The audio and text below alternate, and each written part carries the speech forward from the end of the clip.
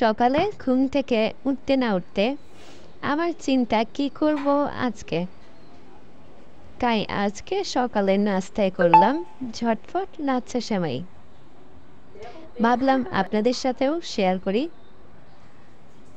প্রথমে একটি প্যানে হাফ লিটারের মতো দুধ নিয়ে নিব।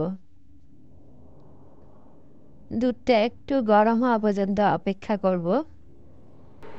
হালকা একটু গরম, তারপর এখানে 2 টুকরো তেজপাতা, 2টো সাদা এলাচ, 2 টুকরো দারুচিনি দিয়ে দেব।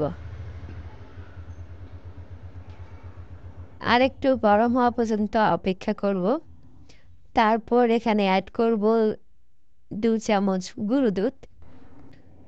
ভালো করে মিক্সড করে দিব। একটু অপেক্ষা করে তারপর দিয়ে দিব চিনি। আমি এখানে 2-3 চামচ চিনি অ্যাড করছি।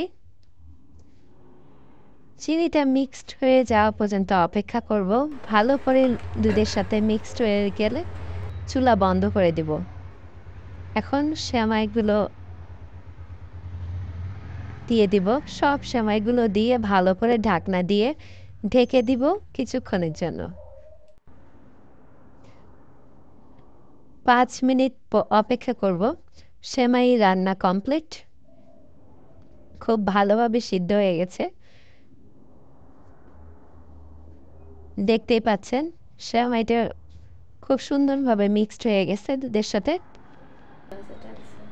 এখন একটু কিশমিশ দিয়ে পরিবেশন করব। হয়ে গেল ঝটপট সকালের নাস্তা। ভিডিওটি ভালো লাগলে কমেন্টে জানাবেন। ধন্যবাদ সবাইকে।